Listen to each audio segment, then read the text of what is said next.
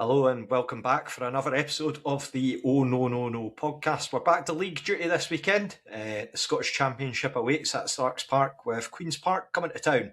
The Spiders, led by Sean Crighton, a very strange month for them, and we'll go into a bit of detail about that. My name's Robbie Ware, I'm your host this evening. Firstly joined by Blair Hopcroft. How are you getting on, Blair? Been a wee while. Yep. Yeah, good mate, good to be back. I'm not going to make the game on Saturday, unfortunately. I'm working, so I say working, I'll be sneakily watching it on the laptop.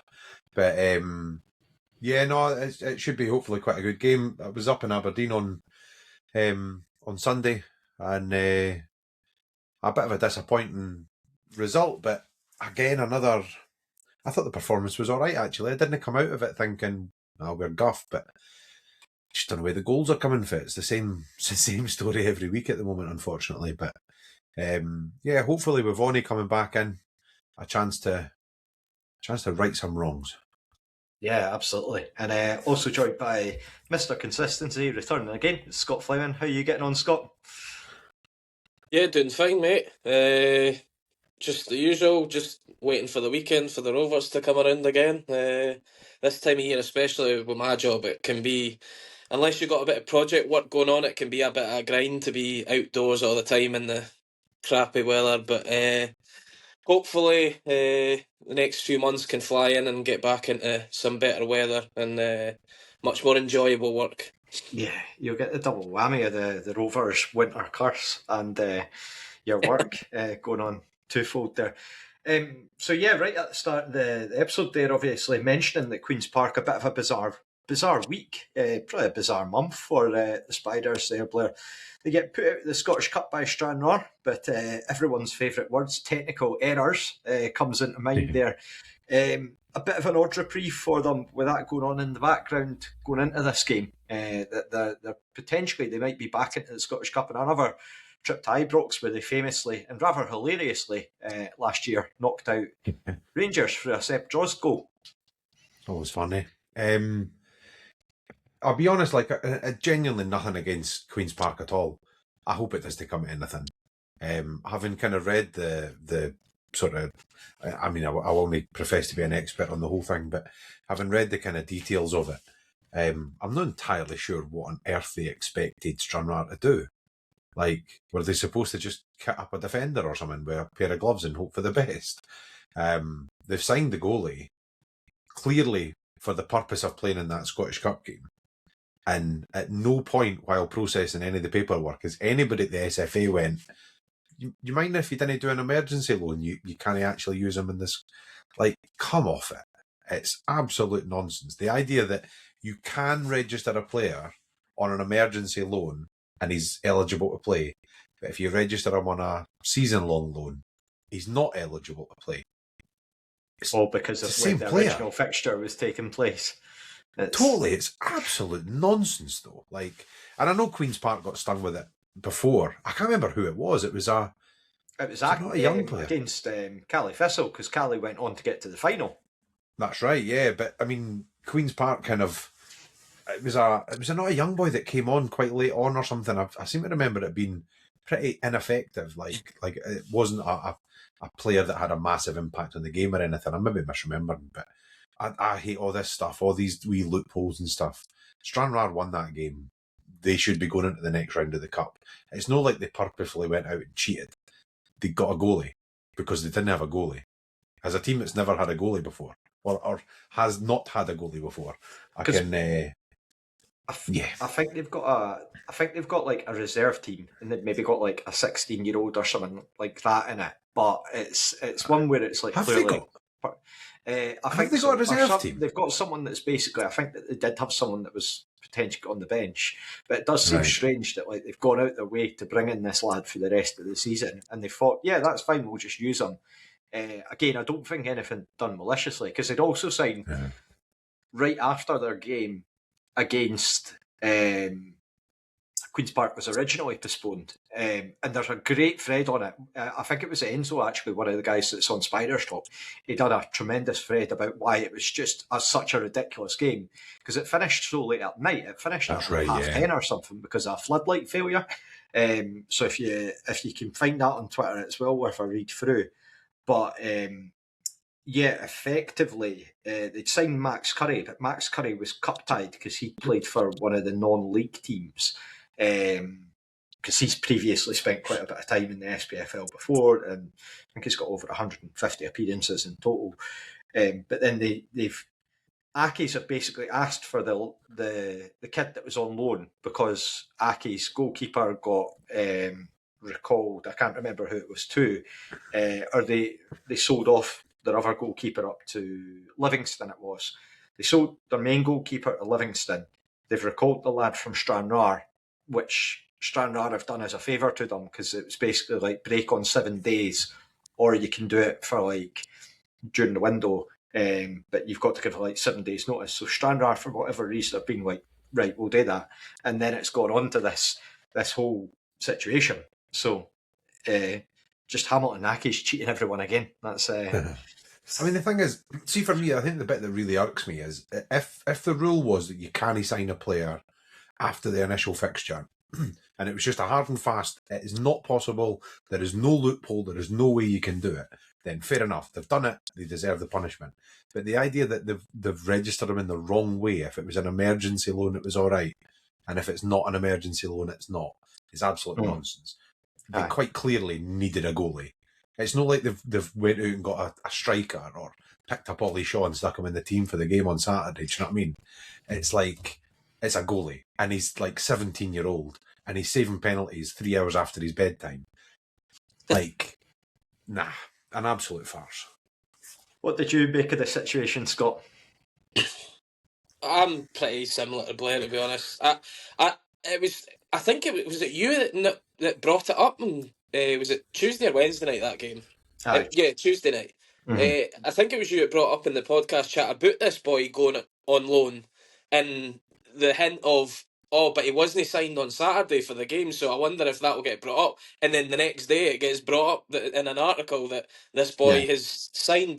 And I was listening to the Terrace podcast with Telfer and Sean earlier the day. They were going over like the Scottish Cup stuff at the weekend, and they actually brought up on that about how it seems to be Hearts have now done it 2 or 3 times where they've loaned a young lad out, and it's always Hearts that have loaned the player out, and it's been done. So folk are like, what are Hearts doing? Just constantly trying to do teams over here.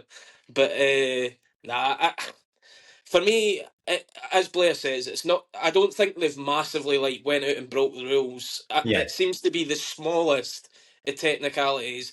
And I mean, Queen's Park, I know it probably makes no sense, but the way that if Queen's Park win that penalty shootout, nothing gets said. Yeah. Absolutely nothing gets said. The fact that they lost it, somebody at Queen's Park's went, oh, well, that boy wasn't available on Saturday, so why is he available tonight? And so they've clearly just decided, oh, well, let's just chance our luck. But yeah. To play a bit of devil's advocate, not so much in this. I think from Queen's Park perspective, because they got so harshly done in that situation with Cali, they're probably sitting there like, the rules are the rules, you've got to follow them, which in fairness you do. It's just a very stupid rule, I think, is the point that we're kind of getting at. But I think we're digressing. So they didn't appeal it then when they got done. They just accepted it. That's the situation. But listen, you take your wins where you can get them. I mean, evidently after a loss in this instance, but if you can get out on a technicality like as Homer did with NASA, then you're absolutely sorted. I think the big thing as well that will be really tough, it'll be a proper tough one to take for Stranraer, is the fact that it's a tie away at Ibrox. Now, of course, Stranraer, if they do win this and get through, I'm pretty safe to say they're not going to win at Ibrox. But it's the fact that that's going to make so much money for them, and now they could miss out on that. And Stranraer have been down basically in that playoff position the last 2-3 seasons. Could have gone out to East Kilbride that year that East Kilbride didn't come up. And then, I mean, have we actually seen? We've not seen a team come back up, have we? No, Bonnyrigg are the only team that have came up and then gone back down, but we've not seen a team return back up. So it kind of just goes to show, like, teams like Cowden Beast, Albion Rovers, Brechin, all these teams have struggled to come straight back into the league. So well, I think if Shinrar were to go down at any point, you were going, well, good knows when they could come back as well. And so, and they're one of these teams that have just been in the Football League for so long, you wouldn't want to really see that happen. But at the same time, yeah, it'll be a shame for them if they do miss out just because of this silly little rule that's getting brought up, to be honest. Yeah, I mean, across the piece, one word of warning I would say for Rovers fans would be that I'm sure there's probably some people, maybe not many, given the current form that we've been in over the last month or so, but a lot of people might say, they've been put out by Stranraer, what a laugh that is, like they're a couple of leagues before. Stranraer have actually done really well this season. Chris Aitkins came in, and he's one of the Aiken brothers, Chris or Steve, it's basically came in and had them playing really well, and obviously that cup tie sort of lends itself. It seemed to be quite an even end-to-end game after the game restarted. Scott, just to stick with yourself, it could have big implications though. The reason that we're talking about this is in that if Queen's Park do get reinstated back into the cup, they get their cup draw against Rangers again at Ibrox, which you would imagine would be a six-figure sum coming into their bank balance. Do you think that maybe changes their perspective in terms of Josh Fowler? They've already rejected a significant bid coming from AG Ajaccio, I think it is, over in the French second tier. Now, I mean, normally you would think a player of that calibre, you're going to struggle to keep a hold of them, but is that one where Queen's Park, they'll be, I mean, it's another indication that, okay, we might just be able to use this to tide us over to the rest of the season, and we'll lose them on a free contract, but we kind of get the money anyway from this game at Ibrox.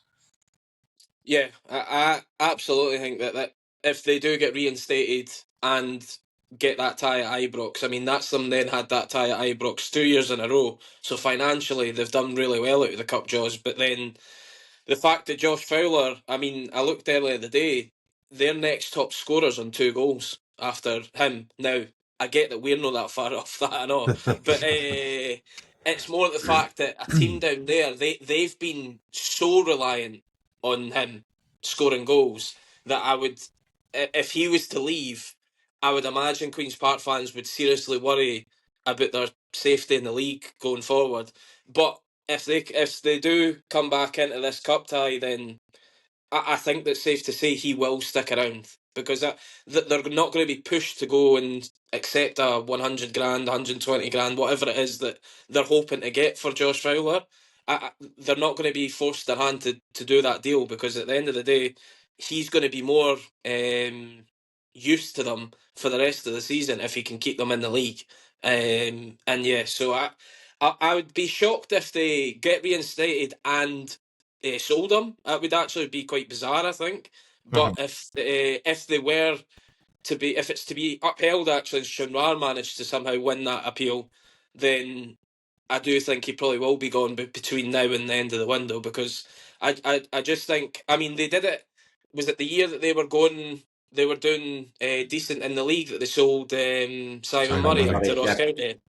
And I mean, that probably cost them massively that season. So, like, I think it's more to the fact that they need to think about what's going to keep them in this league first before they think about anything else. And if it is a case of that they do win that appeal, as I say, then I do see him sticking around the rest of the season.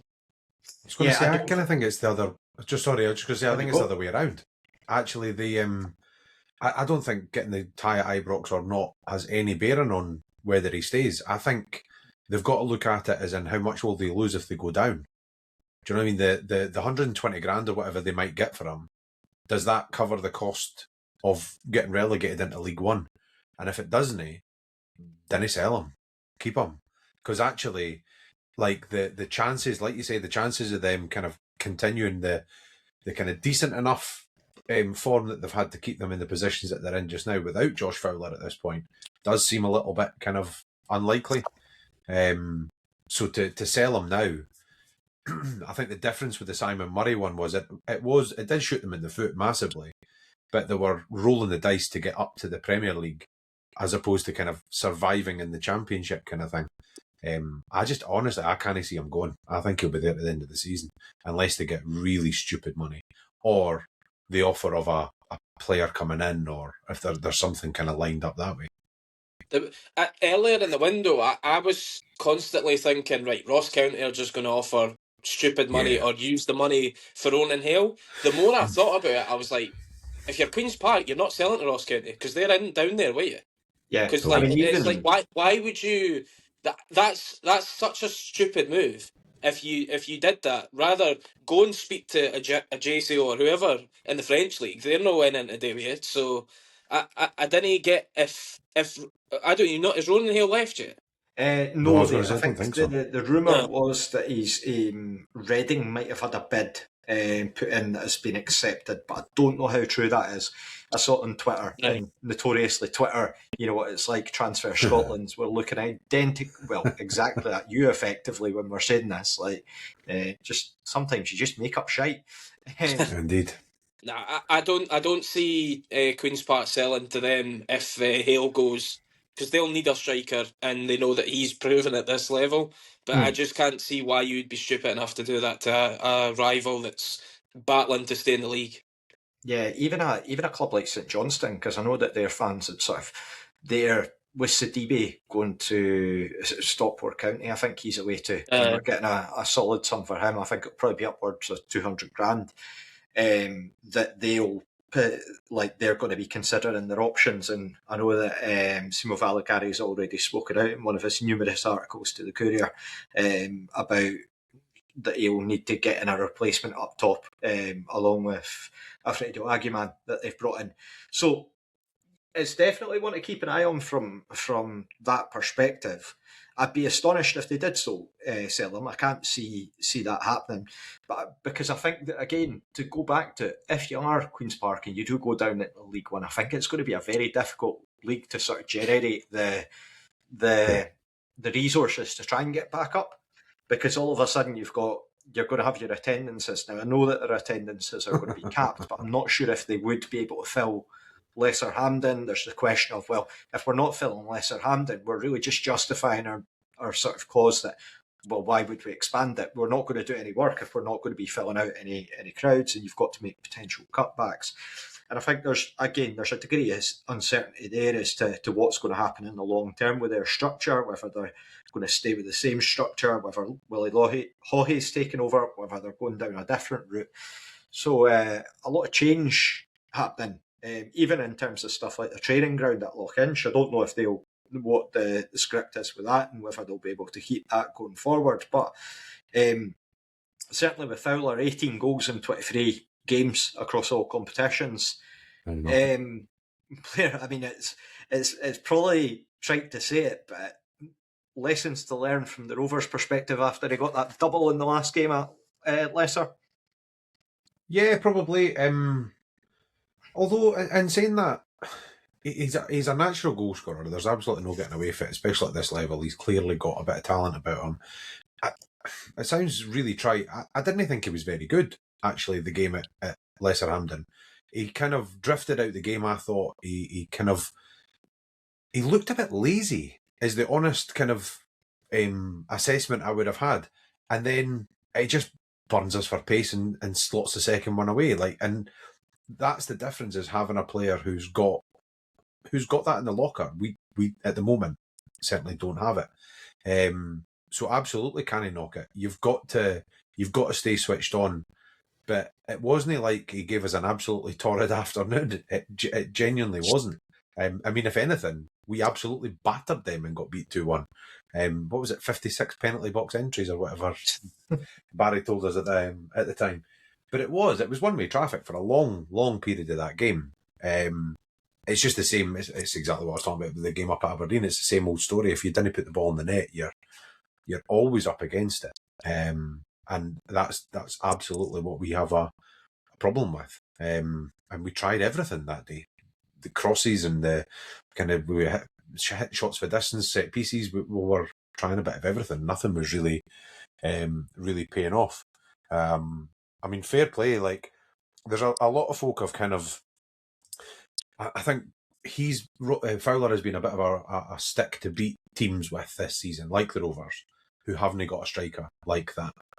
But I'm not being funny. On paper, when he signed for them, looked all right. It was a roll of the dice.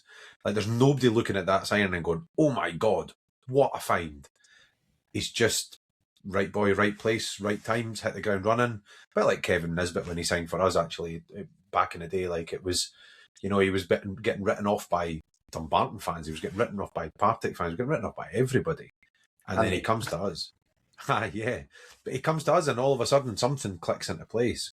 So absolutely fair play to him. But for a boy that was playing, what was it, West of Scotland League, went out to Qatar or Saudi or something? Yeah, it was in Dubai, and then came back. Like, I don't think anybody saw that coming. It's just a really, really shrewd bit of business if they did see it coming. But he's certainly got all the attributes. You've got to give him that kind of respect that he's due. Yeah, absolutely. And he's still young, that's the thing. And he'd had that sort of track record when he was playing for Beef, and then he went away, and nobody really knows too much about the league setup that they've got in Dubai. If you're anything like myself, or I guess the majority of people don't really know too much about it. Probably not one that we all keep tabs on Flash Score, but he's came back and he's absolutely fired in the goals for them and done a really good turn so far. So to look overall at Queen's Park, Scott, in the month of January, they've only actually played the 2 games because of postponements. They played Stranraer during the week, and then they beat Forfar in the Challenge Cup to set up their tie against ourselves next week. So we're going to be doing back-to-back podcasts or back-to-back on Queen's Park, effectively. So this might get a bit repetitive for listeners. Do you think that has an influence in the sense of only playing the 2 games in the month, and that it might make it difficult for us to prepare, or do you think it makes it a bit more difficult for them in terms of having such a stop-start season, wanting to try and get a bit of momentum going, or does it maybe even offer them a fresh break given the form that they've been in for the first half of the season?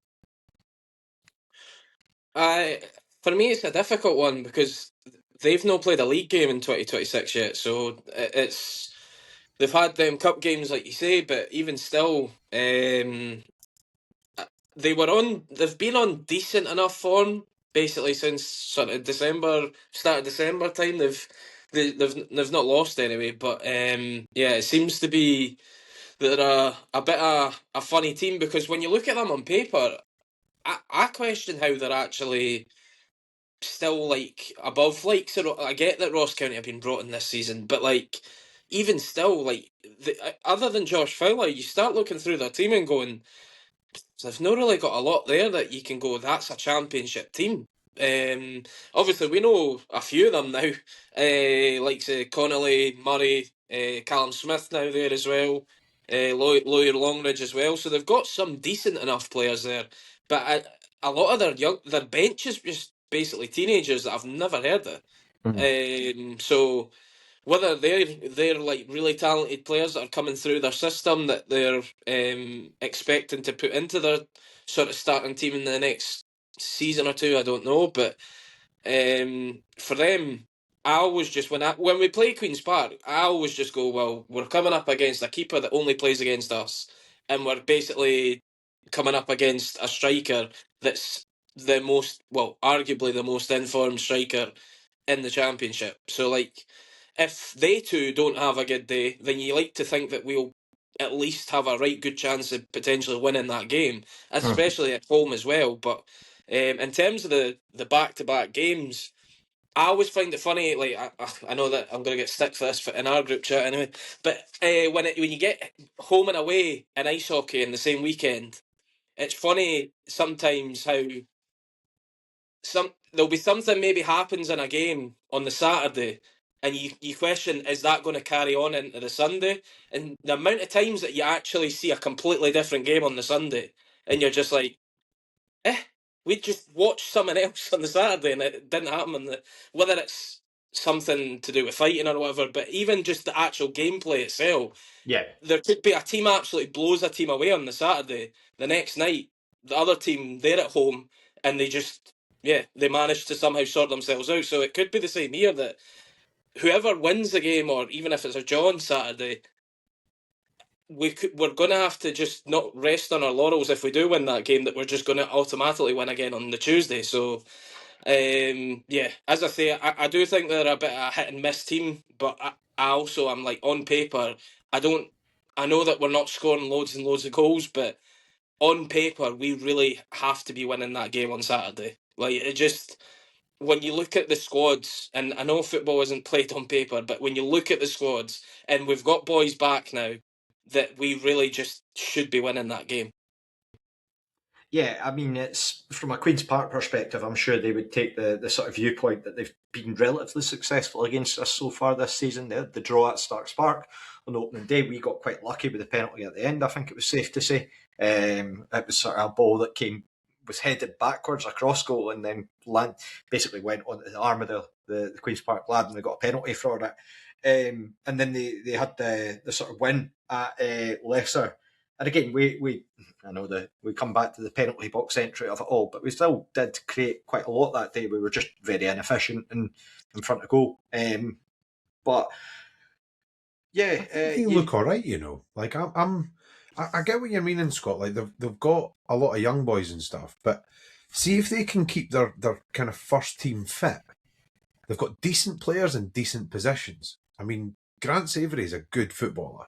Like, he'll kind of marshal that middle of the pitch. They've got a goal scorer in Fowler. They've got probably the hardest working footballer I've seen in the last 10 years in Aidan Connolly kicking about on the wing. There's something about Seb Drodds. I can't quite put my finger on what it is. I kind of like him. Like, he's quite physical. He's kind of quick. Bit of technical ability. I think he sets the world alight by any stretch of the imagination, but he absolutely does a job. And then you've got absolute experience in Louis Longridge. And the boy, the young guys at McGregor, the centre midfielder that they've got. Cali before. Yeah, he's decent. Like, he's not great by any stretch of the imagination, but he's decent. I don't really see any kind of massive weaknesses. At the back, they've got, obviously Ewan Murray. The boy, the one that you would kind of almost think is the boy Shields, who was absolutely amazing against us at that game at Leicester Hampden. Every single cross we put in, doesn't matter where you put it, he was the man on the end of it. It wasn't even Ewan Murray that was heading him away. It was the young lad, because he started at right back or left back, and then got moved into centre half time. And he just battered everything out, headed absolutely everything that moved. And we all know the ability that Callum Ferry's got on goals. Like, I get what you mean. I think they do lack a bit of depth, possibly. But bringing in Lammy, another decent signing at this level, again, not going to set the world alight, but he'll do you a turn.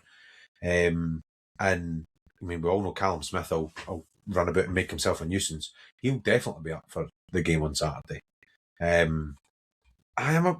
must admit, I'm a wee bit more worried about this one than I probably would have been. It's, again, just the fact that I don't see them not scoring. I think that's the thing. I'm not sure we get through this game with a clean sheet. The difference, sorry, just quickly, is that with this Queen's Park team, I would have understood what you're saying about this more. The fact that they've just played 120 minutes, and they've got such a thin squad. Yeah. I would like to think come the hour mark, they're going to start flagging a wee bit, because like they've got 3 days in between. They probably might train twice in between that. I don't see how we've had a full week to prepare for that. Well, just about a full week after the Sunday game, but we've not played midweek, so we have absolutely no excuse to be running all over them at the weekend. Yeah, that's true. So this is the thing, and I'm sure it was Leslie put in our group chat straight away when I was like, it's going to extra time, and he's like, you can already see the heroic effort coming in from Queen's Park, coming in at about 4 o'clock on Saturday afternoon, when they're talking about running through brick walls for Sean Crighton, who I think has done a very, very admirable job. I don't think that, like, you never see Sean Crighton getting linked with anywhere else, and I know that with the position that they're at in the table, I think it's not so much a false position, but it probably doesn't give him the deserts he sort of deserves really effectively with where he's got them and how he's doing, because I think he has really galvanised that team. By all accounts, they seem to be a very hard-working team, very well organised. So it's one to see how we do perform against it, particularly under Dougie Emery, I think, because there has been that sort of change and we're looking at that different approach, maybe a bit different towards Barry Robson. You mentioned the sort of additions of Ricky Lammy and Callum Smith there. They have sent out a couple of younger guys out on loan. I know Tamam Scott, who's always looked relatively sort of a pacey, tricky wider player. He's gone off to Adam with one of the other guys.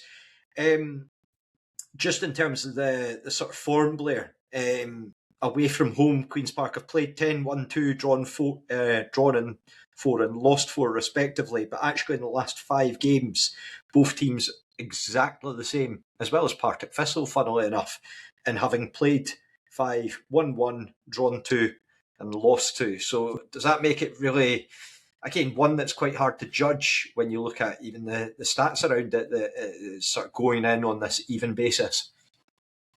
Yeah, probably. I mean, like you say, the stats kind of speak for themselves, but I mean, our home form's not exactly fantastic. We've lost our last 2 in the league. I know before that there was an absolute scud in Ross County, but it's beginning to look like it's the massive outlier in the pile as opposed to, you know, something that was kind of leading on to more. I think it's going to be really interesting to see how we set up, what lineup he starts with, and how attacking we are actually. And I think, I mean, people will criticise the how conservative we were up at Aberdeen, but I mean, we're going up to a Premier League team. We're not exactly going to go gung-ho at the traps, do you know what I mean? And in hindsight, maybe we could have done it, maybe we should have done, because they were kind of there for the taking. But you know, you play the game, you play the occasion. It's whether or not he can get us attacking enough on Saturday to do them some damage. Because like I say, my biggest fear at this point is I don't see us keeping a clean sheet on Saturday. Maybe I'm wrong. I'd love to be wrong, actually, because it's something we've been very good at. But Queen's Park seem to be that team that get a goal. I mean, that first game at the start of the season that we played them, it was first game of the season, actually, wasn't it? First game of the league. Yeah. They got ahead early and they just shut up shop. And we couldn't break them down. Could not get through them for love nor money. And I mean, it'll all depend on kind of how the game goes and how it progresses. But I mean, we got a goal against them at Lesser Hampden, but it was from a set piece. It's a centre half burying the ball in the back post. And it was a good goal, don't get me wrong. And we created umpteen chances after that, like we've mentioned already. But form kind of goes out the window a little bit when you've got a team that's played 2 games in a month. Like, and I know what you're saying, Scott. You're right. They played 120 minutes through the week, but they've also only played 210 minutes for the entire month. Do you know what I mean? So they might not be quite as tired as they would have been had they played, you know, Saturday, and then done that through the week kind of thing. They're probably itching for games. So I would imagine they're going to come firing out the trap. So it'll be I'm kind of looking forward to it. It's kind of an interesting one, but it's getting harder and harder to read at this point because I'm finding us harder and harder to predict. I think it's always difficult when you go into games like this, particularly when you get to mood about it. At the moment, naturally, there's not been much movement in terms of January window, and that almost breeds that sort of that natural frustration that you're going to get among a fan base in this position. But again, there's reasons for that. There's explanations behind it. Scott, in the last 2 home games that Rovers have played in the league, first halves have both ended up 2-0 to the visitors. Blair's shaking his head there. Is it really going to speak to the importance of sort of setting the tone for this one, given the circumstances, that sort of understandable frustration from the Rovers support that, and I'm sure Dougie Emery as well, he's not going to be exactly delighted that we're going into these second halves 2-0 down. But yeah, just being able to sort of give something for the fans to get behind in the first half. Yeah, it's been something really frustrating, like, just as a fan, but I can imagine Dougie Emery, I know he's not got hair to pull out, but he would have been if he had. It was just the fact that I just can't get why we're starting so slow now. We were the same on Sunday at Aberdeen. It was like we turned up at a top flight team thinking, oh, right, we're going to have to really sit in and protect ourselves here. And yet, like, it was when they realised, well, they scored a really scrappy goal that we had to be doing better.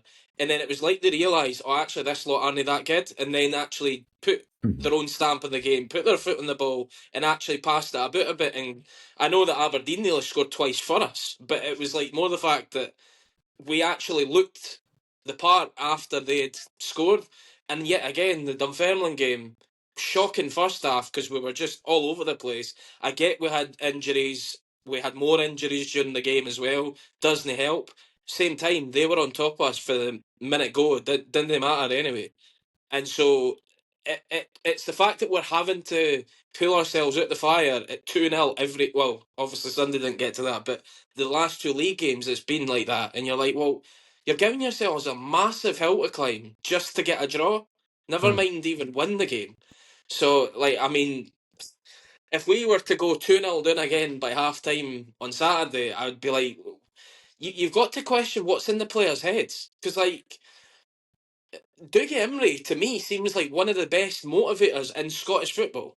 Like, he seems like a guy that probably could really, like, rattle a few cages if he needs to, and then also just that you want to actually, as they say, like, run through a brick wall for. Aye. But yet, and Scott Brown even said it in his interview, I think it was before, the BBC interviewed him before the game, and the way he was speaking about the game, like, yeah, we're here to... We can see that from yesterday's results in the Cup, teams can beat the top flight teams and cause upsets and stuff.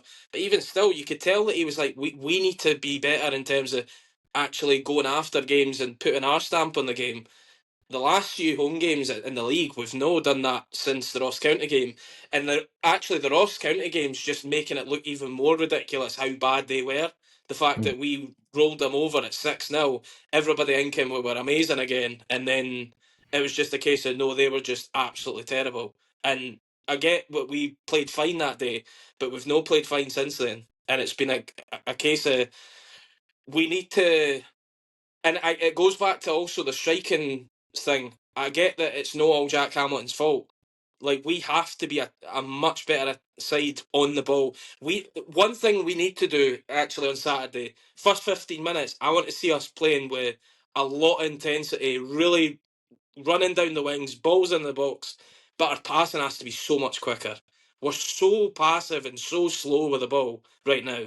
It's almost like players take 5 touches on the ball and go, right, looking up and go, right, he's free, I'll pass in. He takes 5 touches, then it's like, oh, right, I'll pass it back to him. And then Queen's Park on Saturday, they'll sit 10 guys behind the ball and just go, right, break us down. And the problem is, we're taking too long to break teams down. They then counter, and then we're usually 3-on-2 on the break because it's just we've thrown guys forward eventually, but it's taking too long to try and break them down. So the one thing I do want to see us is the first 10-15 minutes actually play with a bit of intensity and really pin them back, pretty much.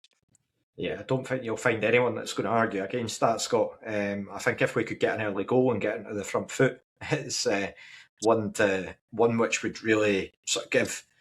Again, we've not seen that in a while, being able to take an early lead and kicking on and moving forward with it. But I think that stands to reason that it's that classic of, it's if you don't take any risks, that's a risk in itself. Like you having to get the ball forward. Blair, you're practically cheesing at the back there. To break with tradition, I'm going to argue with that a little bit. For fuck's sake! So I get everything you're saying, and everything you're saying is absolutely correct. I'm not arguing the overall point. I actually think it does stem back more to Jack Hamilton. The more and more I watch this, and I'm not just want to pile on the boy. I'm honestly not. But the more and more I watch this, the more and more I think, why are we taking so long on the ball? It's because there's no options. There's nothing in front of them. There's no movement. It's so pedestrian and so... Honestly, it's like playing with a wardrobe up front. The movement is brutal. And actually, the last 10 minutes of the Aberdeen game when Vaughan comes on, for me, completely made Jack Hamilton look 100 times worse, because in the first 10 minutes of Lewis Vaughan being back from injury, probably not even at full fitness, he's bodying defenders, he's winning free kicks, and he's got a shot away in 10 minutes. Do you know what I mean? In 10 minutes, we suddenly look like a team that potentially, I mean, we didn't particularly look like scoring, but we carried a bit of threat. Like we actually gave the defender something to do, something to kind of work on. So there is, you're absolutely right, we need to be better with the ball and we need to be quicker with the ball. But it's so flat. Like, there needs to be some movement up front. There needs to be some kind of running in behind or finding that space and giving options, because all that happens is they get the ball, they look up, there's nothing, they roll the ball back, and it does this to and froing across the back four that you're talking about, and it's so destroying to watch, and it's so easy to defend against. But I keep coming back to it. I genuinely, I wish I could remember. I feel like it might have been Duncan. I can't remember. Somebody put it in the group chat, and I keep coming back to it. There's not a single centre defender in Scotland wakes up in the morning and goes, nah, Jack Hamilton tonight. Nah. It's not happening. It's so easy to defend against. And Vaughan comes on, like I say, and in 10 minutes, for me, just transformed it. Completely transformed it. Just the boldness of that attacking move, though, when Vaughan did get a shot away as well, it was just good to see players trying something different. Now, I know that Paul McMullen's been much maligned to a certain degree. I've still got a lot of faith in him in terms of where he's at, certainly more than a lot of people. But you got faith in him that he can shoot? Well, honestly, I think that by now he should have at least had a couple of goals in terms of where he's at. But it's just, again, there's been the one-on-ones and we've seen those and those haven't worked out. But the ones like in the cup game against Queen of the South where it just comes off the post, or even the last home game where it sort of just goes wide of the post, and you're thinking, like, you know, sometimes when your luck's in, it's in, and it just feels like it's just not worked out. But even him, he cuts inside, like something that you wouldn't expect. He comes back with the ball, turns back, comes inside, and then sort of plays a nice sort of ball off to Scott Brown, who then has the sort of presence of mind to get it forward and get it out of the pitch. And you're just thinking, like, it's just good to see those sort of, don't know how to describe them. I'm sure that anyone better at football analysis would know, but almost like sort of trigger points in terms of like having a Scott Brown that bit further up the pitch, that bit more sort of just knowing where Vaughan's going to be and what he's going to do and where he's good at and how he can do it. And I think that's the confidence that sort of brings to the team. Sticking on that theme there, Blair, do you think this been a more sort of typical league game rather than the Aberdeen game where you could sort of argue, right, we're going up to Pittodrie for all they're out of sorts at the moment. They've still got a lot of good players. I think even, like, I don't know, I mean, they had Jesper Karlsson, he's away back to Bologna, but I'm sure one of their players was valued as had been part of a £10 million transfer before, according to the BBC. But is this maybe more of a typical game where you might see some rotation from Dougie Imrie, try to bring in players, being able to utilise other options and mix things up a bit, given where we're at, where Queen's Park are at? Or do you think it's more liable to be blunt? stick? I bloody hope so. I really, really hope so. I mean, I said already, the Arbroath game, I was really disappointed at the starting lineup in the Arbroath game, following on for the Queen of the South game the week before, and we talked about it at the time, and we went through, you know, a tired Queen of the South team in the last half an hour and all the rest of it, and absolutely justified. But the first half of that Arbroath game again showed what we shouldn't be doing at this point. And at this point, and it just sounds like I hate the boy, and I really don't, but at this point, Jack Hamilton can't start for me. He can't start. For him as much as anything else, he needs to get taken out the firing line. Bring him on for the last 20 minutes if you want. You know, give him something to chase if you like. But we need to try something different. And I'm really, really hoping that what we see on Saturday is Dougie Imrie rolling the dice a bit and changing things up. If Lewis Vaughan's not fit enough to start, fair enough, and I get that completely. I think bringing him on as late as we could on Sunday, for me, made sense. I was listening to the post-match, actually, and we were kind of talking about that, but I think had we scored it's going to extra time, so you've got another half an hour on top of that on Sunday. So actually, if you'd brought him on after, 50 minutes or 55 or even 60 minutes, you're looking at him being on the pitch. If he gets a goal or we get a goal, he's on the pitch for an hour. Like, that's maybe a bit much for a first game back. On a relatively kind of heavy surface as well. It was quite wet underfoot and stuff. There was a lot of rain up there. So no, I'm really hoping that we see some changes. If Vaughan's no fit, for me, put Winter in the 9. Like, we've got to try something different. We've got to do something different. If Chin's well enough and is back, get him in. Like, get some bodies running about. Get better out of Dylan Easton by letting him play that little bit further forward and be that creative threat. I really want to see something different. If we start the game on Saturday with the same starting lineup as we had against Arbroath, like, we're just going to get the same thing again, and it needs to change. Yeah, I think that's an opinion that's probably shared quite widely across the sport, if I'm being polite. And again, it's not that we're wanting to be coming across as being malicious or something. I totally understand where you're coming from. Call a spade. It is what it is. He's out of form. But again, if you're doing this, and I think it's talking about like the wider support, I think that you're quite right to talk about taking it out the firing line as well. You've got a lot of good options in there, in the sense of Vaughan's got a track record now that he's back fit. Like, he can score at this level. Even Winter had a good solid spell with Arbroath last season. So it's Vaughan not loves a goal against Queen's Park too. Well, that's it. He does. Scott, just for you, I mean, Richard Ching getting a mention there. Is it quite sort of frustrating, just very unfortunate that he's fallen to this illness? He's a player that we've all wanted to see coming back into the team after a sort of relatively long layoff, been away for a few months. A minor setback with this illness, quite annoying in the sense that he's the type of player that fans can rally behind and sort of, we see what he's like. He's came into the game and he's came up from England and he's looked very solid in his performances so far, offering something a bit different. Yeah, I would say Chin's probably one of these guys that probably deserves a go.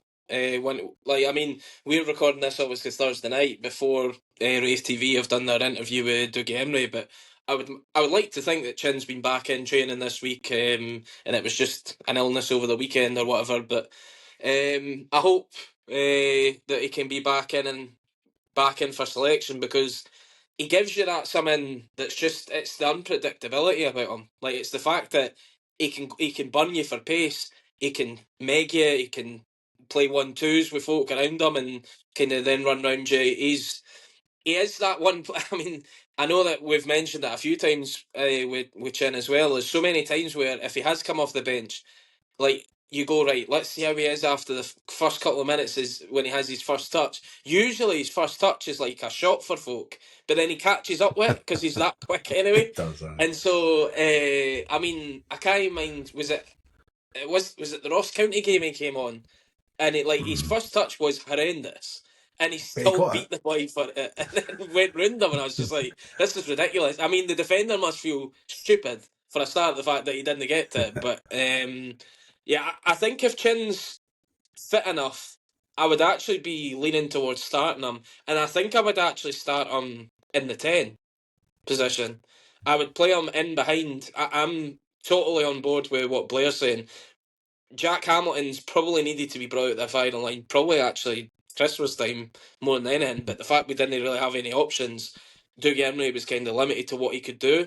But I would be playing Andy Winter up front on Saturday. I just cannot see a winger or a wide player in Andy Winter whatsoever. Like, the boy doesn't take anybody on.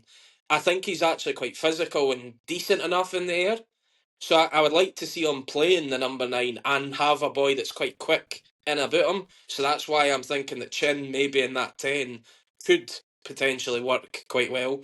I don't think Vaughan's going to be anywhere near ready to give you even 50, 60 minutes. So I do think that when he is fit, I would like Vaughan to be in that 10 behind the striker. But I think for now, I'd be just sticking to Vaughan for 20, 25 minutes max on Saturday. Yeah. I mean, if we are at 0-0, 1-1 or whatever, and we need a goal, what better to ask Lewis Vaughan to come on for you? Yeah. But I think definitely, and even when I look at the bit, like I wrote down like a starting lineup, and I even wrote a bench just to see how strong this will be. The strongest the bench has been for months.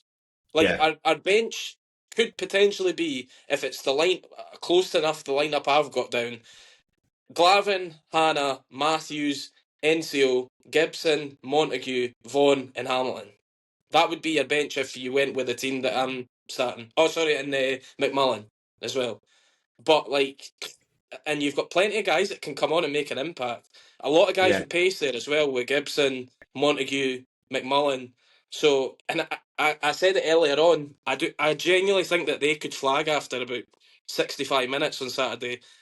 I know they've not played loads of football in January, but I just think Ewan Murray. This is the type of game that I could imagine. If Ewan Murray was still playing for us and we played 120 minutes on Tuesday, I'd fear he'd get injured in 20 minutes, doing his hammy or something. This is the sort of game that I would expect that. He's kind of a wee bit like Keith Watson in that sort of... If he's played loads of football, then he tends to pick up an injury every now and again. So, not that I want it on him, because I like Ewan Murray, but I just hope that he doesn't have a great game on Saturday. Yeah, I mean, I'm sure we could say that about the next 3 games, a couple of games in general that he's got coming up. But Scott, just stick with you then. Who was involved in the rest of your lineup? Who did you have for your starting 11? Because I can't be bothered deducing that from your bench. Aye, well, for the players that I've got left in that I didn't mention for the bench, obviously Ray in goals, the same back four, because we've not really got any other options just now with Stevenson injured. I've gone with a trusty 4-2-3-1. Bruni and Doherty is the 2 in midfield. Josh Mullen out on the right. Again, because I was saying earlier, I'm wanting crosses in the box. I'm wanting us to try and create something going forward. So I think arguably he is the best sort of set piece or best sort of crosser that we've got in the squad. I would have Chin, if he's fit, in the 10, Easton on the left, and Andy Winter up front. It's exactly what I have written down. Fair. I think that's... Like Dougie, yeah. See if we put that out and then we get absolutely bodied straight away, like just the pelters. But it just goes to show that fans know feckle. We know that anyway, Scott. We know that. We can quite comfortably tell you. I mean, be a few intermittent changes for me, but I can't really argue with any of it. If Chin's fit, I would maybe put him coming in on the left. Eastern centre, McMullen, maybe keep McMullen out wide. Again, all hinges on the fitness of Lewis Vaughan. Tendinitis coming back from that, it's one where you don't want to aggravate it or end up in a situation where there's more inflammation or things like that. But I wonder actually, we've not mentioned them, but we'll maybe hear about it tomorrow. Was it not the fact that Sean Byrne could even be involved in the squad this weekend? So the Courier was saying that Sean Byrne, I know that Dougie have been quite optimistic about him coming back before, but I think it'll be like another week or so before he is back, based on what the Courier was saying. No, that I would have started him anyway if he was fit enough, but just even for the bench in terms of the squad. Well, we'll know about it soon enough when we hear that chant once again. I honestly think we're no far away from actually having a wee bit of a problem in the midfield in terms of who he starts. Because if Byrne gets back and gets fit, you've got Byrne, Matthews, Doherty, Brown and Incio all playing for 2 positions. So you go, well, Doherty's no really the most natural of centre midfielders. He does a great job in there, he's fine. But Rose really come on to a game at right back. So one of the things I was talking about through the week is, do you start to look at Doherty at left back? Might be a shout. I don't think he's a million miles away from it. I mean, he's played pretty much everywhere else we just had a conversation, was it last night, about players playing out of position in the season we probably should have beat Dundee United to the league. I do want to start doing that again. It's not extreme as Scott Brown at centre back, let's be honest. That's more natural to me than Doherty to left back, because Brownie actually played centre half at Peterhead. At times, not all the time, but I'd like, on the slim chance that that Dougie Emery is listening to this, since you've spoken to him personally, Scott, there, I'm going to throw this out there as well. Can we please make sure that Wilson never, ever, ever, ever, ever takes another corner, free kick, or long throw ever again, please? Like, for me, get that in the bin, let him do his job, let him defend, he's fine. No issue with him. His corners are guff, his free kicks are brutal, and his long throws no long. I'm sorry, it just isn't. Like, we need to bin that. We need to bin it soon. We all done with our requests for Dougie Emery. We are, aye. Thanks, Dougie. Other than just a win, aye. Yeah. I'm very confident in his ability to and the decisions that he's making in terms of where we're going. Right, I've prepared a Should McStay or Should Dargo, because I'm that kind of guy. So I've got 6 clues about a past or present Rover, and I will let you have a pop and see what he's come back with. So to start us off with clue 1, former teammates away from Rovers include Dylan Easton, Dougie Emery, and Scott Brown.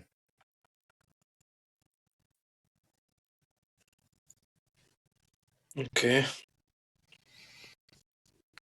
So, to be clear, just because of the way you worded that, hasn't played with them at Raith at all, but has played with them elsewhere. Clubs. Yeah. Right, okay. Obviously not played with Dougie Emery at Raith, but no, that's fine. So it's got to be somebody that's played for Hamilton, maybe?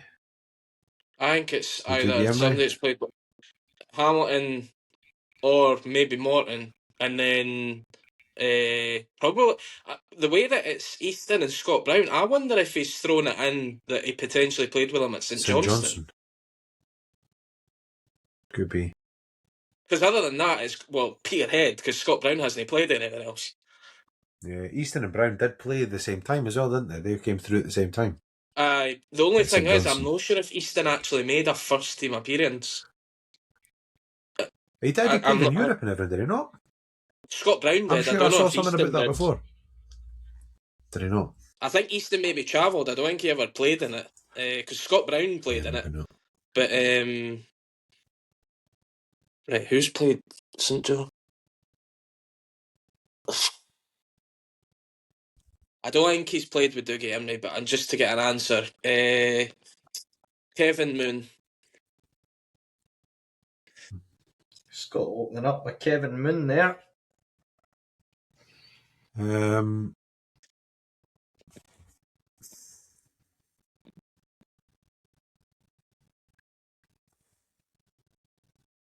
Grant Gillespie. I don't know if he's played with the other two or not. Okay. Clue number 2. My first goal for Rovers came in a game that Dougie Emery scored the other goal in. So I scored for Rovers. Dougie Emery scored for the opposition team in a 1-1 draw. And in my last game for Rovers, it came against Scott Brown's team. So in his final Rovers game, he played against Scott Brown? Yes, and scored. Oh, scored as well. So he's played against Peterhead. Yeah. So that's got to be McGlynn Mark II then. Could be Grant Gillespie still. Could be.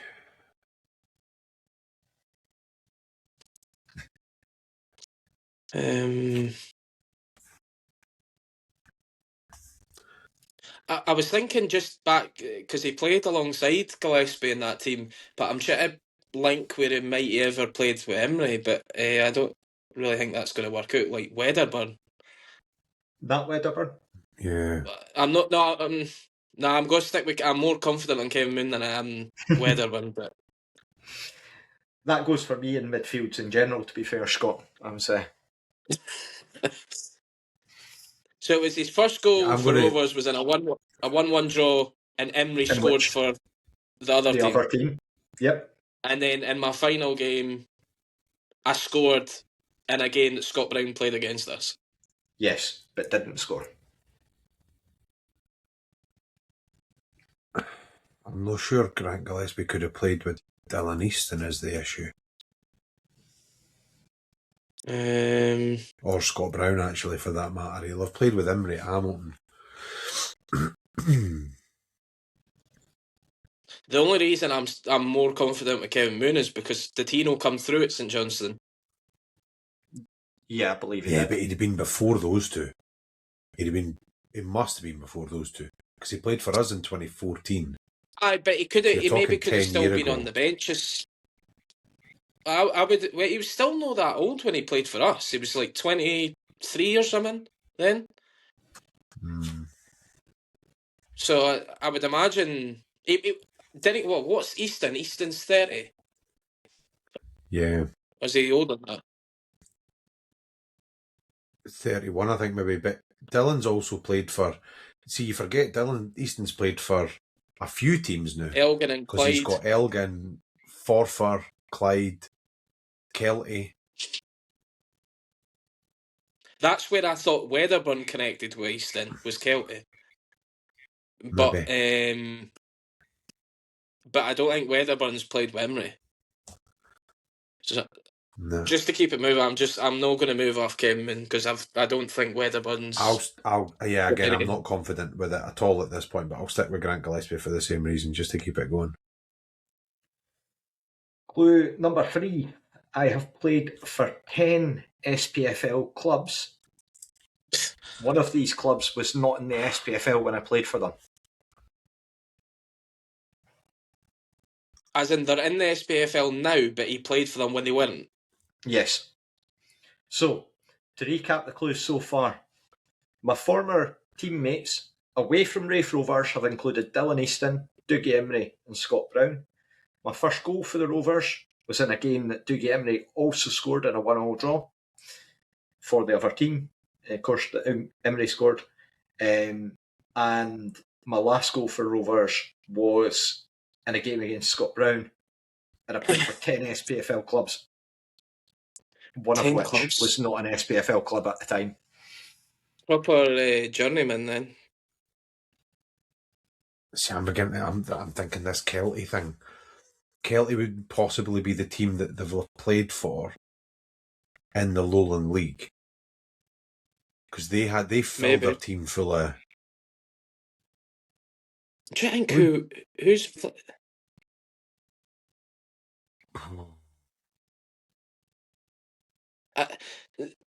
when would he have played? When wouldn't he have played Burnley? Who's in your head, Scott? I was starting to think Joe Cardle for some reason, but... So was I. That's exactly where I'm at. But I can't think I we'd have played with Scott Brown either. I don't think he's quite as high as 10 clubs either. I think he's maybe 7 or 8, but 10, I'm not quite sure. I mean, he had, what is he, Clyde, Partick, us, Kelty, the Pars. Who else has he been? Wouldn't have played with Scott Brown, though. Could he? Yeah. He's not played for Peterhead and he's not played for St Johnstone. Nah, so I forget that then. Scott Brown's not had any loan deals anywhere either, is he? Don't think so. I think he just went to Peterhead. I think Peterhead actually might have been a loan at first before he moved permanently. I might be wrong, maybe. But as far as I'm aware, I don't think he had another loan. I still can't, Cardle, I can't even get more than 6 clubs for him. No.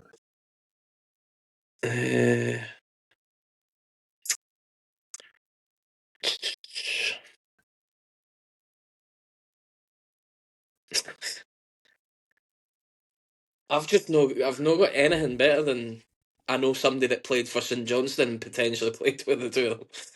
But then again, I don't know where Kevin Moon would have played with Dougie Emery. Because I don't think I ever remember Kevin Moon ever going to Hamilton or Morton. Hamilton. He went to Stirling at one point. Just Hamilton and Morton, isn't he? I mean, I was but he was Hamilton for a long time, wasn't he? I'd other clubs other than those two. I was going to say, I feel like he has definitely played for another club, but I can't remember it. For starters. Cali. I'd spell up at Cali. Yeah. Christ, he probably mentioned that to you in his interview that he did, and I can't mind that. Yeah, I think that was right at the start of his career. And he played for Clyde as well. Now. And hang on from Blair usually means it is... I do have a hang on.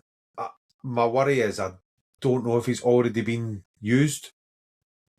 Because I guess Joe Cardle, I think's been used. Grant Anderson played for Kelty. Played for Peterhead. No. When was Grant Anderson at Peterhead? No, it wasn't Peterhead, it was Stranraer. I was just thinking about him. I had him in blue. And that bright blue colour, Stranraer he was in. I think Scott Brown's the one he probably hasn't played with the three of them there. Grant Anderson. I'll go Grant Anderson he'll have for played now. Wembley at Hamilton. Yeah. I'll go Grant Anderson for now. Anything from you, Scott? Because he definitely was in that. He was definitely in that team with Dylan Easton. Stick with I'm just sticking with Kevin Moon because I've got none better. And I fucking love Grant Anderson too. To paraphrase Les, paraphrasing me, it's just lovely to hear his name. It is indeed lovely to hear his name. I played 145 games for Rovers, scoring 16 goals. Yeah, Grant Anderson. I don't know how.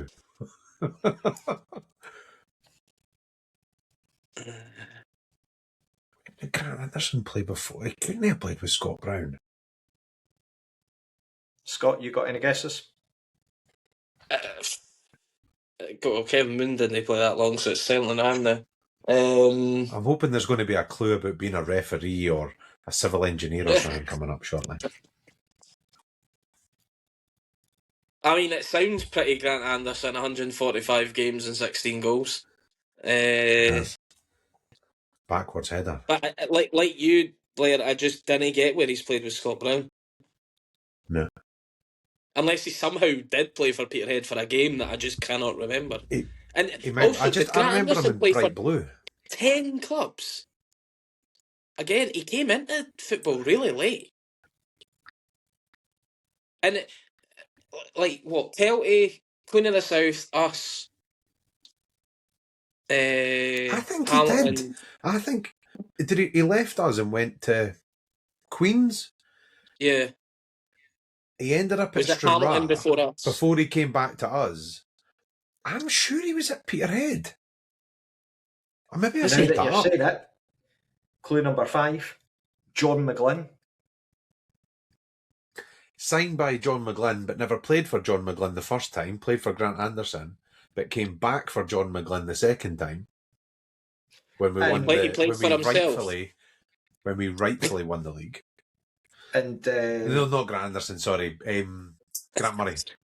Grant Murray. I always remember it because Robbie's pulled out this clue a few times where a player is signed by like a manager but never played for them. Right, okay. Yeah. Grant Anderson's always the one I remember because he was signed by John McGlynn, but didn't play? Because I remember meeting John. We have had Grant Anderson before, I think. Have we?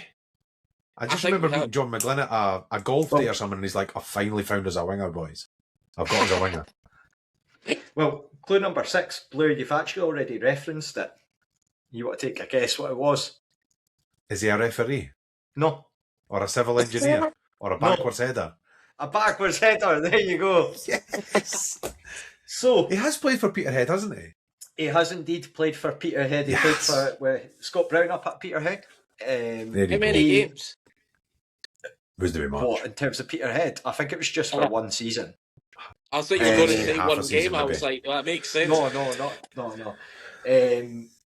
So, in terms of the former teammates, you're absolutely correct. It was Kelty Hearts that he played with at Easton. Dougie Emery. As soon as you said non-league, I was like... Yep. Dougie Emery was with, of course, at Hamilton. And actually, his first goal for Rovers, Dougie Emery, that was the season with Morton. That Dougie Emery had there. And again, of course, during the last season before COVID, came up against Scott Brown, who was playing for Peterhead at the time. So in terms of the SPFL clubs, he's had obviously 2 spells with ourselves, spell with Ake's, 2 spells with Stenhousemuir, who unfortunately Yeah, didn't Forfar. have any former Rovers to add into the mix. Also played at Queen of the South alongside Lee Robinson there. And then on top of that, the spells at Peterhead, Stranraer, Kelty, Forfar. He was with Forfar for a little bit. He didn't even play a game for Forfar. Kirkintilloch, Rob Roy, St Cadix and Pollock. That's an all-round great guy. Genuinely. I've met him a good few times. He comes to Rovers things. I did the hospitality for my 40th. It was the game we beat Falkirk 1-0 last season, where Jack Hamilton scored in like the first couple of minutes. And Grant Anderson came in the lounge, in the tank lounge we were in, and he was in for ages just blithering away. He's an absolute legend. Standing applause for that, great man. Guy. Standing applause for him. Yeah, great guy. Always, every time he got subbed, always came down for his round of applause at the bottom of the South Stand as well. Loved it. I don't know if you've ever listened to it. I'll put it in our group chat for you guys if it's still on the go and available. It should be on SoundCloud somewhere. But if you've ever listened to Craig Telfer from the Terrace used to have I have listened to that years ago. It was good. The Pelly podcast. Don't tell him it's Pelly or something. Yeah. So basically, he went about and he did loads of interviews with like ex-SPFL and ex-SFL players. The other one from Rovers that stood out was his one with Bobby Barr. Good guy. He talks with Grant Anderson, and there's one bit that really jumped out about that from me when he was talking about the Ramsden's Cup final against Rangers, because we scored in the 116th minute, and he says he's never wanted anything more in his life than that full-time whistle for those 4 minutes. And he's like, obviously, all the Dougie Emery's got his shoulder hanging out its joint, and he's they're absolutely all battered all over the place. But they're just Dougie Hill even. But too much references for Dougie Emery.